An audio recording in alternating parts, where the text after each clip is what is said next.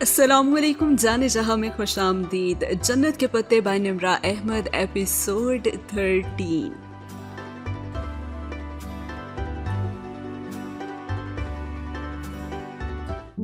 اس سے پہلے کہ میں کچھ بتاؤں تم اگر کچھ پوچھنا چاہتی ہو تو پوچھ لو. حیا نے فوٹو فریم سے نگاہ ہٹا کر ان کو دیکھا جو مسکراتی پر شفقت بھری نگاہوں سے اسے ہی دیکھ رہی تھی. اور وہ دروازہ بند ہو جانے پہ تو ڈر گئی تھی لیکن اب اس ڈر کا شائبہ تک نہیں تھا. عبد الرحمن پاشا مجھے پھول کیوں بھیجتا ہے؟ سفید پھول جو شاید دشمنی کی علامت ہوتے ہیں. اور اس کے سوال پہ تو وہ ہولے سے مسکرائی. ہر شخص کا اپنا ایک انداز ہوتا ہے. شاید وہ اس طرح پھول اس لیے بھیجتا ہے تاکہ تمہیں چونکائے اور تمہاری توجہ حاصل کرے. لیکن وہ مجھے کیسے جانتا ہے؟ اس نے وہ الجھن سامنے رکھی جو اس کو مسلسل پریشان کیے ہوئے تھی. میں تمہیں یہی تو بتانا چاہتی ہوں. انہوں نے ایک گہری سانس لی. دسمبر میں تم نے کسی چیریٹی ایونٹ میں شرکت کی تھی. وہ اسلام آباد میں اس وقت اسی ہوٹل میں تھا. وہاں اس نے تمہیں پہلی دفعہ دیکھا تھا اور اسی رات پہلی دفعہ اس نے تمہیں پھول بھی بھیجے تھے. اور ایک دم سے اس کی اس 2 اور 2.5 ماہ کی بے چینی کا اختتام ہو گیا اور اسے فوراً یاد آ گیا. جس رات اسے سبانچی کی طرف سے سلیکشن کی میل آئی تھی اسی دوپہر اس نے وہ چیریٹی لنچ اٹینڈ کیا تھا جو زارا کی کزن کی کسی اسٹوڈنٹ فیڈریشن کے تعاون سے منعقد کیا گیا تھا. اس شہر کے کئی بزنس مین اور دیگر بااثر شخصیات نے بھی شرکت کی تھی اور وہ اور زارا تو ویسے ہی چلی گئی تھی. تو یقیناً اسے عبد الرحمن پاشا نے وہیں دیکھا تھا اور یہ ممکن تھا. اور پھر وہ خاتون کہنے لگی، تمہیں وہ ڈولی نامی خواجہ سرا تو یاد ہوگا.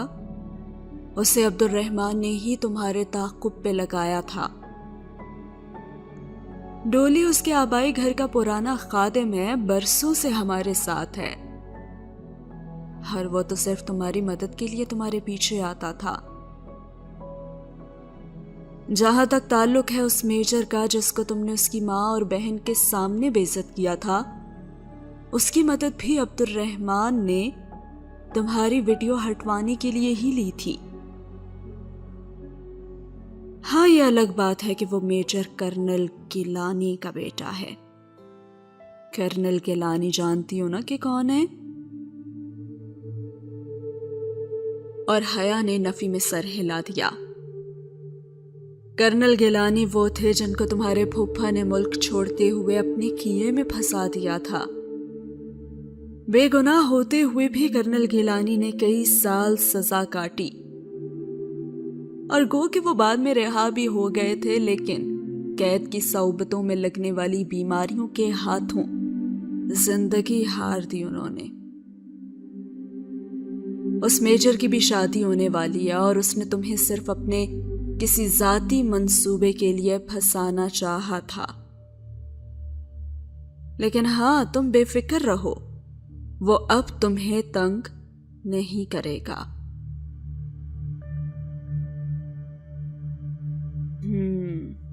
اچھا تو یہ تھا سارا کھیل. ایک بااثر شخص کی اپنی محبت کو پا لینے کے لیے استعمال کردہ کچھ مہروں کی کہانی. ساری گتھیاں اب سلجھ گئی تھیں. تو اب آپ کیا چاہتی ہیں مجھ سے؟ وہ ذرا سرد لہجے میں بولی. تم یہ گھر دیکھ رہی ہو؟ بیوقدہ میں اس وقت بجلی کا کوئی پول مرمت کے باعث کام نہیں کر رہا، سو اس علاقے میں بجلی بند ہے. ورنہ تم دیکھتی کہ جس گھر میں تم بیٹھی ہو وہ بیوقدہ کا سب سے خوبصورت اور سب سے عالی شان محل ہے. یہ دولت، یہ شان و شوکت اور یہ طاقت، یہ سب کچھ اور ایک ایسا شخص جو تم سے واقعتاً محبت کرتا ہے، یہ سب تمہارا ہو سکتا ہے اگر تم اسے قبول کر لو، اگر تم عبد الرحمن سے شادی کر لو۔ میں نے بس یہی کہنے کے لیے تمہیں ادھر بلایا ہے۔ اور حیا نے ایک گہری سانس اندر کھینچی۔ آپ کو پتہ ہے کہ جب کوئی شخص کسی عورت کو اذیت دیتا ہے اور اس کی بے عزتی کا باعث بنتا ہے تو کیا ہوتا ہے؟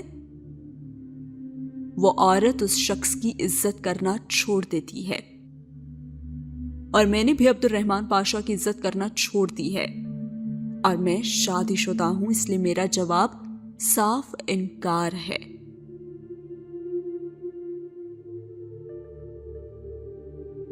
ارے کیا ہے اس ایک معمولی سے ریسٹورانٹ آنر کے پاس جو عبد الرحمن کے پاس نہیں ہے؟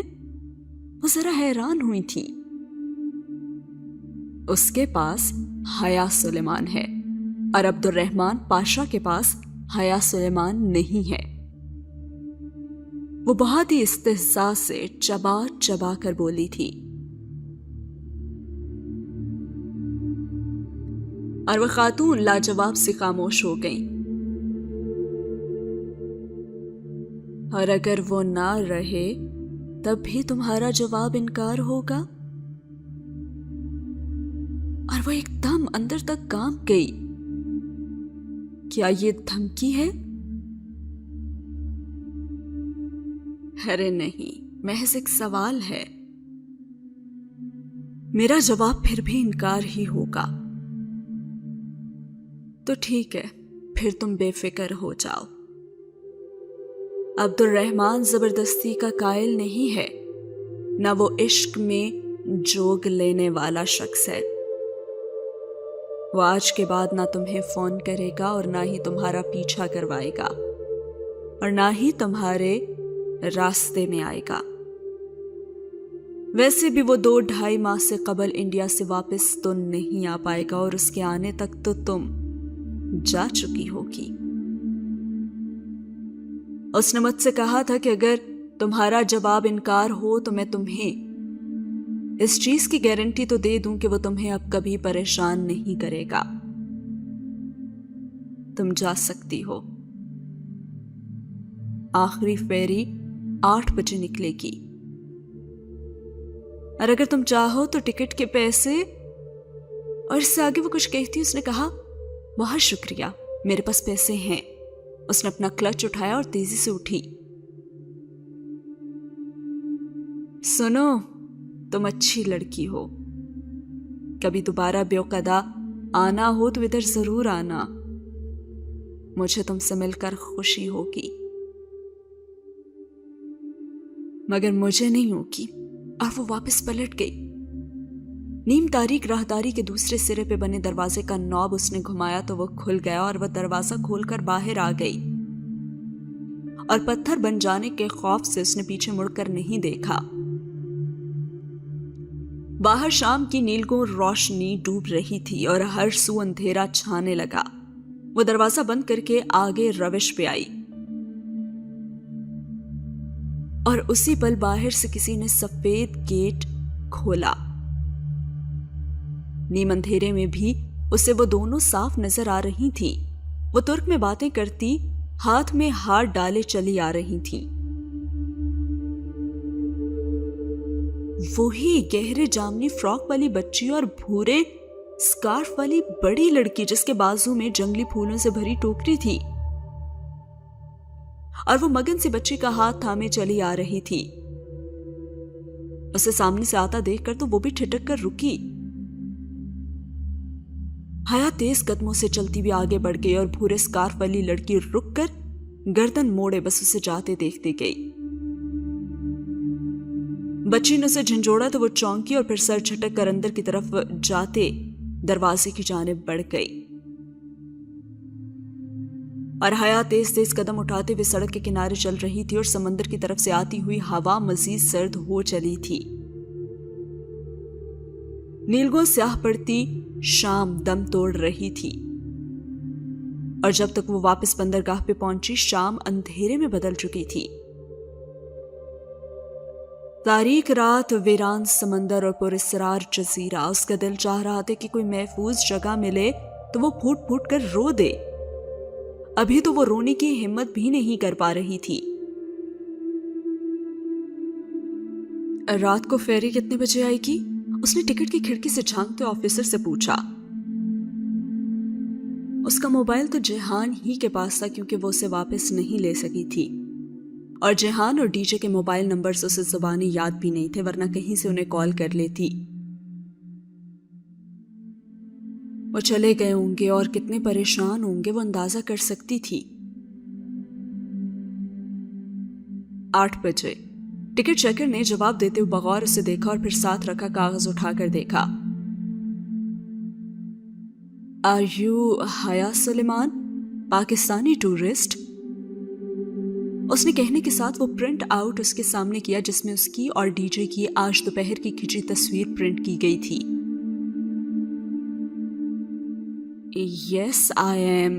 मेरी फेरी निकल गई थी। क्या मेरे फ्रेंड्स इधर ही हैं? और फरते जज्बात से तो उसकी आंखें डुबडुबा गईं और उसने सोच भी कैसे लिया कि वो उसे छोड़कर चले गए होंगे। Police station, come to police station. और जब वो पुलिस ऑफिसर्स के हमरा पुलिस स्टेशन पहुंची तो अंदरूनी कमरे में उसे वो दोनों नजर आए। डीजे कुर्सी पे सर दोनों हाथों से थामे बैठी थी, जबकि जहान उंगली उठाए दरिश्ती से सामने बैठे ऑफिसर से कुछ कह रहा था, और ऑफिसर जवाबन नफी में सर हिलाते हुए कुछ कहने की कोशिश कर रहा था, लेकिन वो सुन नहीं रहा था। और चौखट पे आहट हुई तो वो बोलते बोलते रुका और गर्दन मोड़ी। वो भीगी आंखों से दरवाजे में खड़ी थी और उसकी उठी उंगली नीचे गिर गई और लब भींच गए। एक ही दम वो कुर्सी के पीछे से निकलकर उसकी जानिब आया और उससे पूछने लगा, किधर थी तुम? और उसकी आंखों से टप टप आंसू गिरने लगे। मैं खो गई थी। वो बच्चा मेरा पर्स लेकर भागा तो आधे बेवकता ने तुम्हें उसके पीछे भागते देखा है। अकल नाम की चीज है भी तुम में या नहीं? एक पर्स के लिए तुम उसके पीछे भागी और फेरी छूट जाएगी या वो तुम्हें कोई नुकसान ना पहुंचा दे, तुम्हें इस बात का कोई ख्याल भी था? वो गुस्से से चिल्ला रहा था। क्यों ना भागती मैं उसके पीछे? पर्स में मेरा पासपोर्ट था, सिबांजी का आईडी कार्ड था, फिर बाद में परेशानी होती कि और जो परेशानी हमें हुई है वो हम इस 1.5 घंटे में पागलों की तरह तुम्हें पूरे जजीरे पे ढूंढ रहे थे। जानती हो हमारी क्या हालत थी? डीजे जो उसके चिल्लाने के बायस रुक गई थी अब आगे बढ़ी और उसके गले लग गई। हया, तुम बिल्कुल पागल हो। और उसकी भी आंखें रोने से रेड हुई हुई थी और वो दोनों फिर रोने लगी। हद होती है गैर जिम्मेदारी की भी। आइंदा मैं तुम दोनों के साथ कहीं भी नहीं जाऊंगा। वो गुस्से से कहता वापस पुलिस ऑफिसर की जाने पलट गया और वो अभी तक रोए जा रही थी। उसे पता था उसे वापसी पे जहान की बहुत सी बातें सुननी पड़ेंगी। And the scene is over. अगला सीन शुरू होता है AR पाशा के घर से। वो दोनों लकड़ी का दरवाजा धकेल कर अंदर आई तो हर सू अंधेरा छाया था। लिविंग रूम से टिमटिमाती जर्द रोशनी झांक रही थी। आने, उसने जंगली फूलों की टोकरी लॉबी में रखे स्टैंड पे धरी और बच्ची का हाथ थामे लिविंग रूम की तरफ आई। सोफे पे वो मुअम्मर खातून यानी कि बुजुर्ग खातून उसी तरह बैठी थी। उनके हाथ में चंद नोट थे जो वो गिनकर अलहदा कर रही थी और साथ ही वो लड़का खड़ा उन नोटों को देख रहा था। सलाम अलैकुम आने, कैसे हो अब्दुल्ला? उसने बच्ची की उंगली छोड़ दी और कंधे से पर्स की स्ट्रैप उतारते हुए बड़ी मेज की तरफ आई। मैं ठीक हूं आयशे। लड़के ने मुअम्मर खातून के बढ़ाए के नोट पकड़े, गिने और बाहर वो भाग गया। वो बकिया नोट वापस बटुए में रखने लगी। बिजली वाला पोल ठीक हुआ? बटुआ बंद करते हुए उन्होंने पूछा।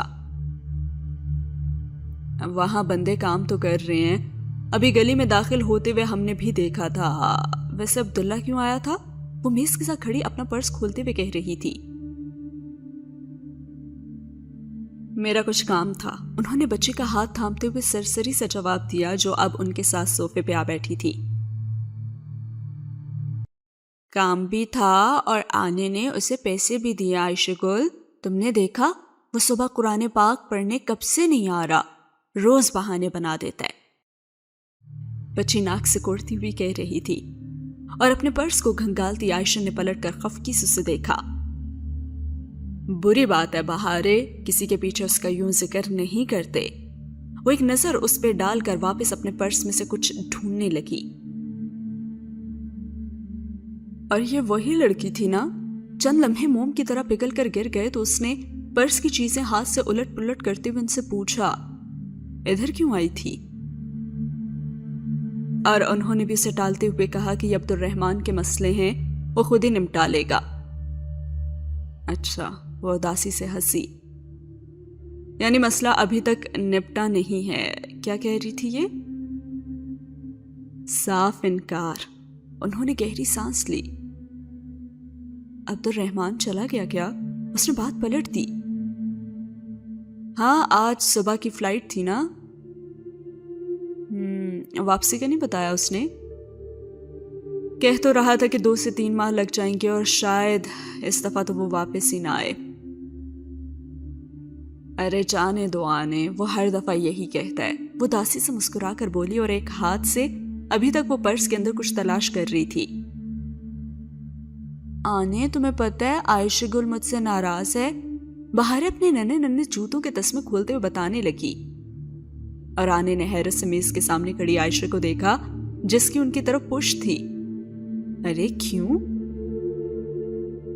کیونکہ 7 دن کی تربیت کے بعد نا آپ کی یہ چہیتی پر یہی اثر ہوا ہے کہ آج یہ بازار میں عین سڑک کے وسط میں کھڑی ہو کر سیاحوں کے کیمروں میں تصویریں بنا رہی تھی. ارے تو تم اسے سمجھا دو نا, یوں ناراض تو نہ ہو. کس کس کو سمجھاؤں؟ سفیر کہتا ہے اس کے ماں باپ کو سمجھاؤں, اس کے ماں باپ کہتے ہیں سفیر کو سمجھاؤں, آپ کہتی ہیں بہارے کو سمجھاؤں اور بہارے کہتی ہے میں خود کو سمجھاؤں, اور عبدالرحمن کہتا ہے.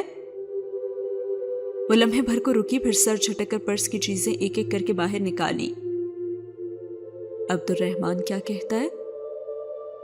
کچھ نہیں. اس نے نفی میں سر ہلایا اور پھر ذرا سی گردن موڑ کر بہارے کو دیکھا جو چہرہ ہتھیلیوں پہ گرائے آنے کے ساتھ بیٹھی تھی. آج تم نے مجھے بہت خفا کیا ہے بہارے. میں نے کہا تھا نا کہ اچھی لڑکیاں ایسے نہیں کرتی. تو اچھی لڑکیاں کیسے کرتی ہیں عائشہ گل؟ بہارے نے بھی منہ بگاڑ کر اس کی نقل اتاری. اچھی لڑکیاں اللہ تعالیٰ کی بات مانتی ہیں.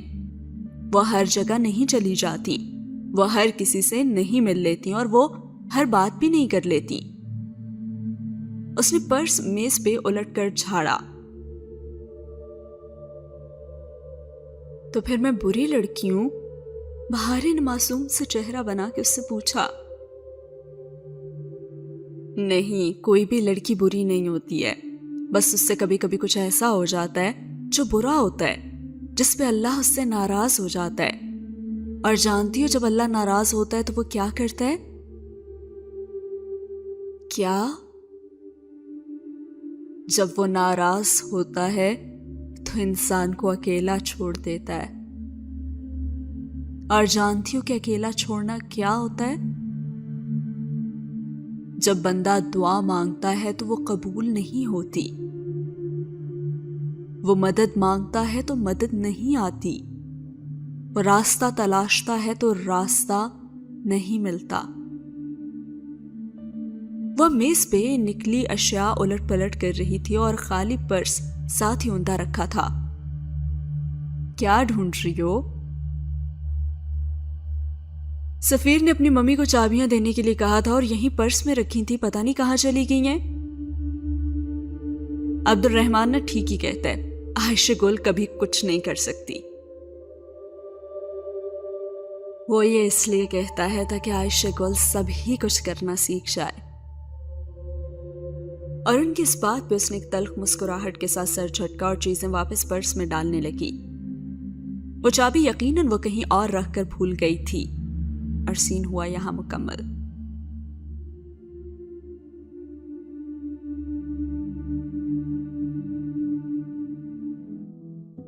आने वाले चंद दिनों में पढ़ाई का बोझ जरा बढ़ गया और क्लासेस का शेड्यूल पहले से सख्त हो गया, तो वो दोनों टेस्ट तैयार करने और देने में ऐसी मसरूफ हुई कि कहीं आ जा ही नहीं सकी। वो वस्त मार्च के दिन थे। इस्तांबुल पे छाया कहर टूट रहा था और बाहर की रसीली हवा हर सू गुलाब खिला रही थी। अब सुबह सवेरे घास पे बर्फ की जमी सफेद तह नजर नहीं आती थी और सिबांजी का सब्जा अपने असल रंग में लौट रहा था। ऐसे एक दिन उन दोनों ने म्यूजियम जाने का प्रोग्राम बनाया, मगर उसी वक्त हाले आ गई। उसके पास कोई दूसरा प्रोग्राम था और उसने कहा कि मिलाद हो रहा है तो तुम लोग चलोगी? और उसने भी कहा कि क्यों नहीं, इसी बहाने थोड़ा सा सवाब भी कमा लेंगे, वरना मैंने और हया ने ऐसी तो कोई नेकी करनी ही नहीं है। डीशा अपना बैग बंद करते हुए बोली, वैसे रबीउल अव्वल खत्म हो चुका है या होने वाला है? हो चुका है, लेकिन ये स्टूडेंट्स का मिलाद है और पढ़ाई के बाइस मुलतवी होता जा रहा था, इसलिए इतना लेट हो गया। तो चलो अब। मिलाद में दर्स देने वाली लड़की ऊंची चौकी पे बैठी थी। सामने रखी छोटी मेज पर खुली किताब से पढ़कर वो तुर्क में दर्स दे रही थी। साथ ही वो एक शर्मिंदा निगाह सामने दीगर लड़कियों के साथ बैठी हया और खदीजा पे भी डाल लेती, जो सिरों पे दुपट्टे लपेटे बहुत तवज्जो से दर्स सुन रही थी। लेकिन वो लड़की काफी शर्मिंदा भी थी, क्योंकि हाजिरीन की अंग्रेजी तो अच्छी नहीं थी, इसलिए उसकी मजबूरी थी कि उसे तुर्क में दर्स देना पड़ रहा था और उसे यकीन था कि बज़ाहिर बहुत तवज्जो और गौर से सुनती पाकिस्तानी एक्सचेंज स्टूडेंट्स को तो कुछ भी समझ में नहीं आ रहा होगा। और फिर जैसे ही दर्स खत्म हुआ तो वो लड़की उनकी तरफ आई और फिर बहुत ही माजरत खाना अंदाज में उनको देखा। आपकी समझ में तो कुछ नहीं आया होगा। और डीशा फौरन बोली, ले समझ क्यों नहीं आया? पहले आपने हिज्र अस्वद को चादर पे रखने वाला वाकया बताया, फिर गारे हिरा, वही मुसलमानों की इब्तदाई तकालीफ, हजरत अबू बकर सिद्दीक रदियल्लाहु ताला अन्हु की कुर्बानियां, अबू जहल बिन हशाम की गुस्ताखियां, हजरत उमर रदियल्लाहु ताला अन्हु का कबूल इस्लाम, हिजरत मदीना, फिर ग़ज़वा बदर। और वो ऐसे ही बोलती जा रही थी और लड़की ने बेयकीनी से पलकें झपकाई। आपको तुर्क आती है? तुर्क तो नहीं आती, लेकिन अपनी हिस्ट्री तो सारी समझ आती है ना? वो भी जवाबन हंसकर बोली, वैसे भी तुर्क तो उर्दू जैसी लगती है। और वाक़तन सहाबा कराम के नामों के बायस सब कुछ समझ पा रही थी। शुक्रिया शुक्रिया। वो इतनी खुश हुई कि उसका चेहरा ही गुलाबी पड़ गया। अब मिलाद खत्म हुआ तो हौले की अम्मी का फोन आ गया और उन्हें कोई जरूरी काम था, इसलिए हौले उनके साथ आगे जाने से माजरत कर गई और अब उन्हें टॉपकपी पैलेस अकेले ही जाना था। दो लोग अकेले तो नहीं होते। वो टॉक्सिम स्क्वायर पे बस से उतरी तो हया ने उसे तसल्ली दी और डीजे हंस दी। फिर भी तीसरे को साथ ले जाने में क्या हर्ज है। वो इस्तिकलाल स्ट्रीट की जाने मुड़ी तो कदम खुद ब खुद बर्गर किंग की जानिब उठने लगे। वो चलेगा हमारे साथ? उस रोज कितना गुस्सा किया था उसने, याद है तुम्हें? वो इसलिए कि तुम्हें ढूंढते हुए वो बहुत फिक्रमंद और परेशान हो गया था, मगर अब थोड़ा सा इसरार करेंगे ना तो जरूर चलेगा। और इस्तिकलाल स्ट्रीट वैसे ही रश से भरी हुई थी और वो दोनों बाजू में बाजू डाले तेज तेज चल रही थी। ये उनकी दोस्ती की अलामत हरगिज न थी, बल्कि स्ट्रीट के जेब कुतरों से बचने के लिए वो अपने मिले हुए कंधों से पर्स लटकाती थी ताकि वो कहीं छीने न जा सकें। और हयात उस वाक़े के बाद बहुत ही मोहतात हो गई थी। अब भी उसने अपने सफेद कोट के ऊपर पर्स यूं डाल रखा था कि बाएं कंधे से स्ट्रैप गुजार कर दाएं पहलू से पर्स लटक रहा था और बाल खुले हुए थे और दुपट्टा गर्दन के गिर्द लपेटा था। और डीजे ने भी उसी की तरह ही शलवार कमीज पे स्याह लंबा कोट पहन रखा था। برگر کنگ میں خوب گہما گہمی تھی. اشتہا انگیز سی مہک سارے ماحول میں پھیلی تھی اور وہ دونوں آگے پیچھے چلتے ہوئے کچن کی طرف کھلتے دروازے کی طرف آ گئیں. سامنے طویل سا کچن تھا. ادھر ادھر ایپرن اور ٹوپیاں پہنے 2-4 افراد آ جا رہے تھے. ایک سلیب کے ساتھ وہ بھی کھڑا تھا. جینز اور شرٹ پہ سفید ایپرن پہنے, ہاتھ میں بڑا ٹوکا لیے وہ کٹنگ بورڈ پہ رکھے گوشت کے بڑے بڑے ٹکڑوں کو کھٹا کھٹ کاٹ رہا تھا. Good morning manager. دونوں نے چوکھٹ پہ کھڑے ہو کر بآواز بلند اسے پکارا تو اس کا تیزی سے چلتا ہاتھ رکا. اس نے گردن اٹھا کر انہیں دیکھا اور پھر سر سے پاؤں تک ان کا جائزہ لیا. دونوں جاگرز پہنے پھولے ہوئے ہینڈ بیگز اٹھائے ہوئے تھی اور حیا کے ہاتھ میں رول کیا ہوا استنبول کا نقشہ تھا اور ڈی جے کے ہاتھ میں ایک گائیڈ بک. گویا وہ پوری تیاری سے آئی تھی. Good morning. وہ واپس گوشت کی طرف متوجہ ہوا اور دوسرے ہاتھ سے ایک چھوٹی سی سٹینڈ پہ لگی تختی اٹھا کر سامنے کاؤنٹر پر پٹک کر رکھی اور اس پر لکھا تھا I am busy and don't disturb. حیا اور خدیجہ نے ایک دوسرے کے منہ کو دیکھا اور پھر حیا وہیں چوکھٹ کے ساتھ ٹیک لگائے, بازو سینے پہ لپیٹے, زیر لب مسکراتے ہوئے سے دیکھنے لگی, جبکہ ڈی جے مسکراہٹ دبائے آگے بڑھ گئی. ہم ٹاپ کپی پیلس جا رہے ہیں, خدیجہ نے کاؤنٹر کے سامنے آ کر اطلاع دی. استقلال اسٹریٹ سے باہر نکلو, ٹاکسم سے میونسپیلٹی بس پکڑو, وہ پہنچا دے گی تمہیں. وہ سر جھکائے ایک ہاتھ سے گوشت کا ٹکڑا پکڑے دوسرے سے کھٹ کھٹ چھرا چلا رہا تھا. مگر ہمیں ایک ہینڈسم گائیڈ بھی چاہیے. ہینڈسم گائیڈ تو بھی مصروف ہے, کسی غیر ہینڈسم گائیڈ سے رابطہ کرو. اور ڈیچر نے پلٹ کر حیا کو دیکھا اور اس نے مسکراتے ہوئے شانے اچکا دیے اور وہ پھر واپس جہان کی طرف گھومی. تو آپ ہمارے ساتھ نہیں چلیں گے؟ بالکل بھی نہیں. تم میں سے کوئی پھر ٹاپ کپی کے قلعے میں گم ہو جائے گا اور میرا پورا دن برباد ہوگا. ہاں, ایک دفعہ پھر سوچ لیں. آپ لکھ کر دے دوں کیا؟ وہ کہتے ہوئے ٹکڑوں کو ایک طرف ٹوکری میں رکھنے لگا اور اس کے ہاتھ مشینی انداز میں چل رہے تھے.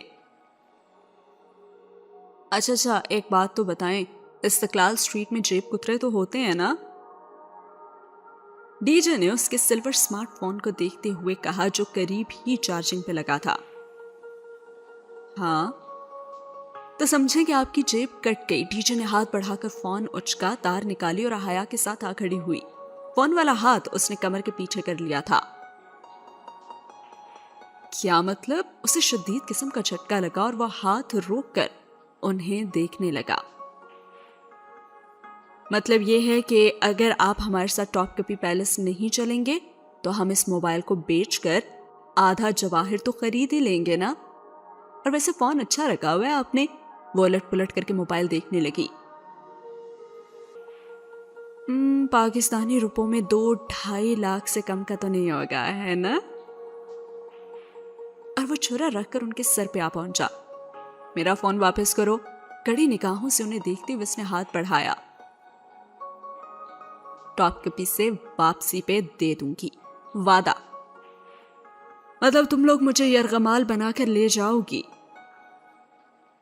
اور اب حیا پہلی دفعہ بولی. کوئی شک؟ ٹھیک ہے, مگر یہ آخری بار ہے اور پھر میں کبھی تم دونوں نکمی لڑکیوں کے ساتھ اپنا دن برباد نہیں کروں گا. وہ ایپرن گردن سے اتارتے ہوئے مسلسل بڑبڑا رہا تھا. اور اگر آج تم دونوں میں سے کوئی کھوئی تو میں بہت برا پیش آؤں گا. ہاتھ دھو کر جیکٹ پہنتا وہ ان کے ساتھ باہر نکلا. ٹاپ کپی سرائی کے سامنے وہ سبزہ زار پہ ساتھ ساتھ چل رہے تھے. حیا درمیان میں تھی اور وہ دونوں اس کے اطراف میں. جہان, یہ ٹاپ کپی سرائی کا مطلب کیا ہوتا ہے؟ میں ایک یرغمال شدہ گائیڈ ہوں اور یرغمالی عموماً خاموش رہتے ہیں. وہ جیکٹ کی جیبوں میں ہاتھ ڈالے چوئنگم چباتا شانے اچکا کر بولا، ارے میں بتاتی ہوں نا، ٹاپ کپی کا توپ دراصل اردو والا توپ ہی ہے، جیسے تقسیم ٹاکسم بنانا، ویسے ہی توپ ٹاپ بن گیا۔ اور کبھی کہتے ہیں گیٹ کو، اور سرائے ہو گیا محل، سو توپ کپی سرائے بنا cannon gate palace. I am genius, ہے نا جہان؟ اور وہ سخت وفاد اور کہنے لگا، میں نہیں بول رہا۔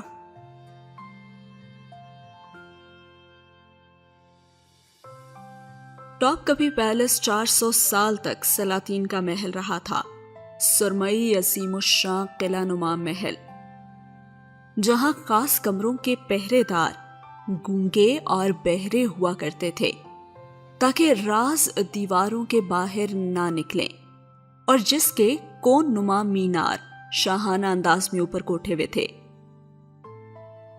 سلطان کا عظیم ورثہ اور اثاثے اور چینی پورسلین کے نیلے اور سفید رنگ کے ایسے برتن کہ جن میں اگر زہر ملا کھانا ڈالا جاتا تو برتن کا تو رنگ بدل جاتا، اور ساتھ ہی 86 کے رات کے جواہرات سے مزین سلطان کے شاہی لباس تو نگاہوں کو خیرہ کرتے تھے، اور ڈی جے انہیں آنکھیں چدھیا دینے والے قیمتی پتھروں کو دیکھ کر سخت ملال میں گھر چکی تھی اور کہنے لگی، یہ منحوس کارڈ میرے سر پہ نہ کھڑا ہوتا نا تو میں کسی طرح سے 2-4 ہیرے تو توڑ ہی لیتی۔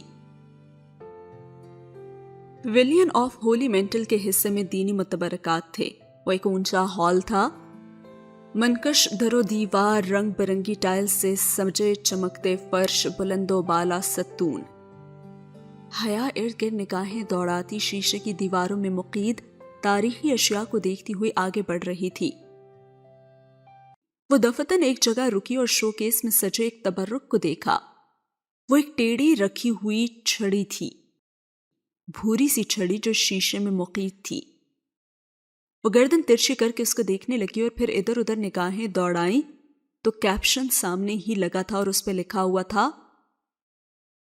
حضرت موسیٰ علیہ السلام کا عصا۔ اس کی سکیڑ کر پڑتی ہوئی آنکھیں تو اب پوری ہی کھل گئی تھیں۔ لمحے بھر بعد وہ دور کھڑی ڈی جے کا بازو قریباً دبوچ کر اسے ادھر لائی اور کہنے لگی، ڈی جے یہ دیکھو، حضرت موسیٰ علیہ السلام کا عصا ہے۔ ریلی؟ اس نے بھی بے یقینی سے پلکیں جھپکی، لیکن یہ ان کے پاس کیسے پہنچا؟ اور پھر وہ دونوں گھوم کر ہر زاویے سے اس کو دیکھنے لگی۔ اب جہان بھی جیبوں میں ہاتھ ڈالے خاموشی سے چلتا ان کے پاس آ کر کھڑا ہوا۔ اس کے لیے تو سب پرانا ہی تھا، مگر وہ دونوں تو مارے جوش کے راہداری میں آگے پیچھے ایک ایک تبرک کی طرف لپک رہی تھی۔ ان کے دوپٹے اب سروں پہ آ گئے تھے۔ کعبہ کا تالا، حضرت داؤد علیہ السلام کی تلوار، حضرت یوسف علیہ السلام کا صافہ، حضرت ابراہیم علیہ السلام کا برتن، اور آپ صلی اللہ علیہ وآلہ وسلم کے قدموں کے نشان۔ سبحان اللہ۔ آپ صلی اللہ علیہ وآلہ وسلم کا لباس، دانت مبارک، آپ صلی اللہ علیہ وآلہ وسلم کی تلوار اور بہت سے صحابہ کی بھی تلوار۔ ڈی جے، کیا یہ شیشے کی دیوار غائب نہیں ہو سکتی اور ہم اس تلوار کو چھو نہیں سکتے؟ وہ دونوں نبی پاک صلی اللہ علیہ وآلہ وسلم کی تلوار کے سامنے کھڑی تھی۔ کوئی تو ایسا مقناطیسی اثر تھا اس تلوار میں کہ مقابل کو باندھ دیتا تھا، مگر ہم اس قابل کہاں ہیں حیا؟ خدیجہ نے تعصب سے سر ہلایا، اور وہ ابھی تک یوں ہی اس تلوار کو دیکھ رہی تھی۔ اگر ہم اس کو چھو سکتے تو جانتی کیا ہوتا؟ 14 صدیوں کا فاصلہ ایک لمس میں طے ہو جاتا، مگر ہمارے ایسے نصیب کہاں؟ جہان، یہ سب تبرکات اصلی ہیں نا؟ اور جہان نے بھی دھیرے سے شانے اچکائے۔ میں نے تو نہ کبھی ان پر ریسرچ کی ہے اور نہ ہی کوئی ریسرچ پڑھا ہے۔ قومی امکان یہی ہے کہ یہ سب اصلی ہیں۔ کہنے والے کہتے تو ہیں کہ مسلمانوں کے تبرکات بھی اتنے ہی نکلی ہیں جتنے عیسائیوں کے، لیکن اللہ بہتر جانتا ہے یہ اصلی ہیں۔ میرا دل گواہی دے رہا ہے کہ یہ سب ہمارے انبیاء سے وابستہ رہنے والی ہی اشیاء ہیں۔ تحریک خلافت انہی متبرکات اور مقامات مقدمہ کے تحفظ کے لیے تو چلائی گئی تھی۔ ڈی جے کو معاشرتی علوم کا بھولا بسرا سبق یاد آ گیا۔ ٹاپ کپی پیلس میں خوب گھوم پھر کر جب وہ باہر نکلے تو جہان نے اپنا موبائل واپس مانگا۔ ارے یہ لیں، کیا یاد کریں گے آپ بھی؟ اور فکر نہ کرے، ہم نے کوئی چھیڑ چھاڑ نہیں کی۔ سیکیورٹی لاک یا کوئی پاسورڈ ہوتا تو میں کھولنے کی ضرور کوشش کرتی، لیکن آپ نے تو فنگر پرنٹ انٹری لگا رکھی ہے۔ اور ڈی جے کے ہاتھ سے فون لیتے ہوئے وہ بھی مسکرایا تھا۔ ٹاپ کپی کے ساتھ ایک ریسٹورانٹ سے جہان نے ان کو بہت اچھا سا کھانا بھی کھلایا تھا، ترکی کا اب تک کا بہترین کھانا۔ اور کھانے کے دوران ہی خدیجہ سر درد کی شکایت کرنے لگی، اور جب تک کھانا ختم ہوا وہ بہت پزمردہ سی ہونے لگی تھی۔ اس کا سر ایک دم ہی جانے کیوں درد سے پھٹنے لگا تھا۔ میرا خیال ہے کہ میں واپس اسٹور میں جا کر ریسٹ کروں، تم دونوں اکیلے ہی گھوم پھر لو۔ اور اس کی طبیعت واقعی خراب لگ رہی تھی، سو انہوں نے اسے جانے دیا اور وہ چلی گئی تو وہ دونوں ٹاپ کپی کی پچھلی طرف آ گئے۔ وہاں ایک وسیع و عریض سنگ مرمر کے چمکتے فرش والا برآمدہ تھا جسے سفید ستونوں نے تھام رکھا تھا۔ برآمدے کے آگے فاصلے فاصلے پر چکور چبوترے سے بنے تھے، جن کے سامنے ٹیرس کی طرح چند گز چوڑا کھلا احاطہ تھا۔ اس کے آگے اونچی سفید منڈیر بنی ہوئی تھی، اور وہاں کھڑے ہو کر منڈیر پہ کوہنیاں رکھ کر اگر دیکھو تو نیچے بہتا مربرا کا جھاگ اڑاتا سمندر دکھائی دیتا تھا۔ اور وہ جگہ اتنی خوبصورت تھی کہ دل چاہتا کہ انسان صدیوں وہاں بیٹھا بس سمندر ہی دیکھتا رہے۔ تھک گئے ہو؟ وہ دونوں ستون کے ساتھ ٹیک لگائے چبوترے کے کنارے پر بیٹھے تھے جب حیا نے اس سے پوچھا۔ اسے جہان واقعی ذرا تھکا تھکا سا لگ رہا تھا۔ نہیں، میں ٹھیک ہوں، بس ذرا سا بخار ہے شاید۔ اس نے خود ہی اپنا ماتھا چھوا اور پھر اسبات میں سر ہلاتے ہوئے جیکٹ کی جیب سے گولیوں کی ڈبی نکالی، ڈھکن کھول کر ڈبی ہتھیلی پہ ڈالی اور 2 گولیاں علیحدہ کی، اور پھر ڈبی بند کرتے ہوئے دونوں گولیاں منہ میں ڈالی اور پھر نکل گیا۔ میرے پاس پانی تھا۔ وہ اپنا پرس کھنگالنے لگی، لیکن تب تک تو وہ نگل ہی چکا تھا۔ تم ٹھیک تو ہو نا؟ وہ تشویش سے اس کا چہرہ دیکھ رہی تھی۔ صبح ریسٹورانٹ سے نکلتے ویسے یوں ہی جہان کی آواز دھیمی تو لگی تھی، مگر اس نے پوچھا نہیں تھا۔ اور اب شاید اس کا بخار شدید ہو گیا تھا، کیونکہ چہرے پہ اثرات تو آنے ہی لگے تھے، اور سرخ پڑتی آنکھیں اور نڈھال سا چہرہ۔ بس میں نے دیکھ لیا سمندر، اب واپس چلتے ہیں، اور ویسے بھی تمہیں گھر جا کر ریسٹ کرنا چاہیے۔ گھر جاتے جاتے بھی تو گھنٹہ لگ جائے گا۔ میں نے ابھی دوائی لے لی اور اس کا اثر ہونے میں ذرا سا وقت لگے گا، ابھی یہیں بیٹھتے ہیں۔ وہ نفی میں سر ہلاتے ہوئے تھکان سے کہہ رہا تھا، اور پھر چند لمحے خاموشی سے بیت گئے۔ ان چبوتروں پہ دور دور تک ٹولیوں کی صورت میں سیاح بیٹھے نظر آ رہے تھے، اور بہت سے لوگ آگے منڈیر کے ساتھ کھڑے ہو کر سمندر کو دیکھ رہے تھے۔ میں تھوڑی دیر اگر یہاں لیٹ جاؤں تو تم اکیلی بور تو نہیں ہوگی نا؟ ابھی میں واپس نہیں جانا چاہتا۔ میری لینڈ لیڈی شاید آج پھر آ جائے جھگڑا کرنے، اور میں فی الحال اس کا سامنا نہیں کرنا چاہتا۔ ہاں نہیں، تم لیٹ جاؤ اور یہ شال لے لو۔ اس نے بیگ سے شال نکال کر اسے تھمائی۔ وہاں ٹھنڈی ہوا بہت تیز تھی، اور یہ شال وہ اور ڈی جے بطور پکنک میٹ کے استعمال کرتی تھی۔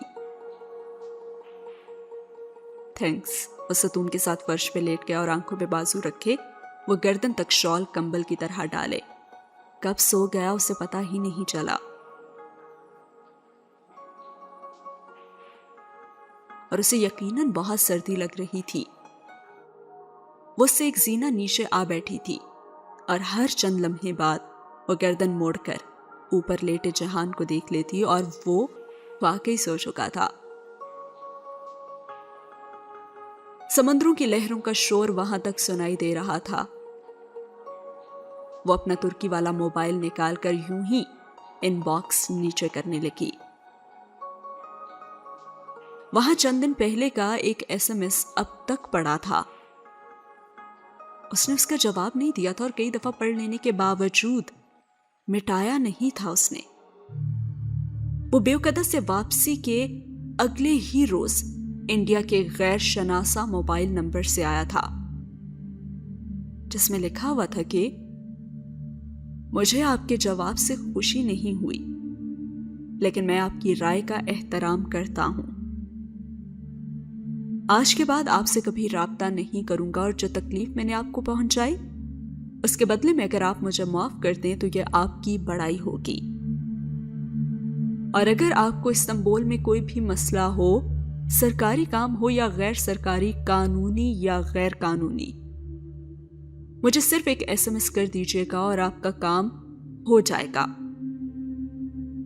ARP۔ اس پیغام کے بعد اس شخص نے واقعتاً اس سے کوئی رابطہ نہیں کیا تھا، اور وہ اب استنبول میں بہت آزادی سے اور بہت مطمئن دل و دماغ کے ساتھ گھومتی تھی۔ اسے پہلے کی نسبت اب ARP سے ڈر بھی نہیں لگتا تھا،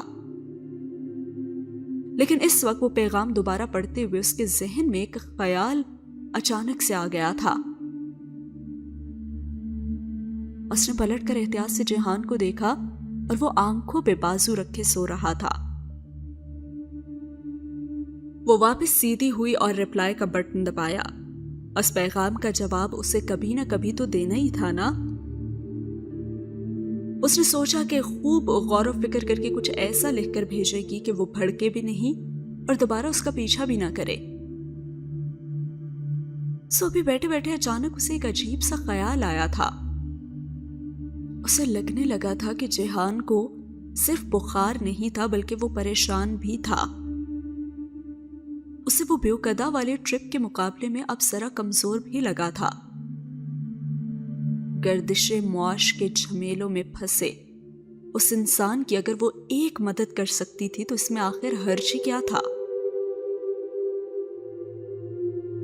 وہ کافی دیر سوچتی رہی اور پھر اس نے جواب ٹائپ کرنا شروع کر دیا۔ اس نے لکھا کہ آپ کی وسیع النظری کا شکریہ، مجھے واقعتاً استنبول میں ایک کام درپیش ہے اور اگر آپ میری مدد کریں تو میں اسے آپ کی طرف سے پہنچائی جانے والی اذیت کا مدعا سمجھوں گی۔ اس نے پیغام بھیج دیا اور اب وہ خاموشی سے بیٹھی سمندر کی لہریں دیکھنے لگی۔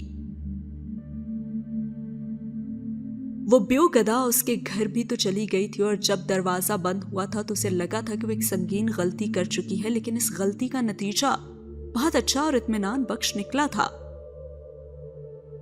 اور اسے احساس تھا کہ اب بھی اس نے غلطی تو کی ہے اور اس کا نتیجہ۔ اور پھر اچانک اس کے فون کی گھنٹی بجنے لگی۔ وہ چونکی، اس نے موبائل سامنے بھی کیا اور وہی انڈیا کا غیر شناسا سا نمبر تھا۔ اب اس کے بعد آگے کیا ہوا یہ جانیں گے ہم اگلی ایپیسوڈ میں، اور اگر آج کی ایپیسوڈ آپ کو اچھی لگی ہے تو لائک کرنا نہ بھولیے گا۔ اور جناب اتنی خوبصورت جگہوں کا جو ذکر ہو رہا ہے اس ناول میں، تو کیا آپ کے ساتھ بھی ایسا ہو رہا ہے کہ آپ ناول ختم ہونے کے بعد جا کے ان جگہوں کو سرچ آؤٹ کرتے ہیں گوگل پہ؟ کیونکہ میں تو آج کل کر رہی ہوں، جو بھی جگہ میں دیکھتی ہوں مجھے بہت اچھی لگتی ہے تو میں واقعی میں دیکھنا چاہتی ہوں کہ آخر ہے کیا وہاں پہ۔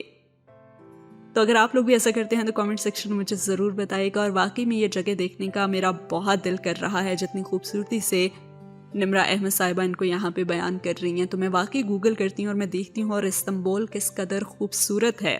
او my god. And to be honest, اب فیس بک کھولو، انسٹاگرام کھولو، کچھ بھی کھولو، وہاں پہ آپ کو ٹرکی کی ہی جگہیں آ رہی ہوتی ہیں نظر، یعنی کہ مجھے سجیشنز میں آ رہی ہوتی ہیں۔ اینڈ آئی واز تھنکنگ کہ ایسا کیوں ہے؟ تو جیسے کہ ہم سب کو پتہ ہے کہ جس چیز پہ ہم جتنا زیادہ ٹائم سپینڈ کرتے ہیں، گوگل ہماری سرچ ہسٹری کو دیکھتا ہے اور پھر وہی چیزیں وہ ہمیں ریکمینڈ کرتا ہے۔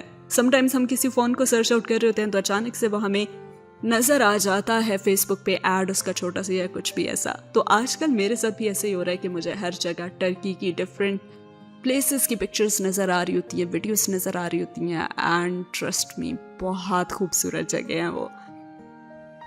تو خیر, کیا آپ کے ساتھ بھی کبھی ایسا ہوتا ہے کہ آپ ان جگہوں کے بارے میں سننے کے بعد ان کو سرچ آؤٹ کرتے ہیں اور واقعی میں اس خوبصورتی کو آپ بھی محسوس کرتے ہیں جیسے ناول میں بتایا جا رہا ہوتا ہے؟ کیونکہ میرے ساتھ تو ایسا ہو رہا ہے. کامنٹ سیکشن میں ضرور بتائیے گا. ملتے ہیں اگلے ایپیسوڈ میں. اللہ حافظ.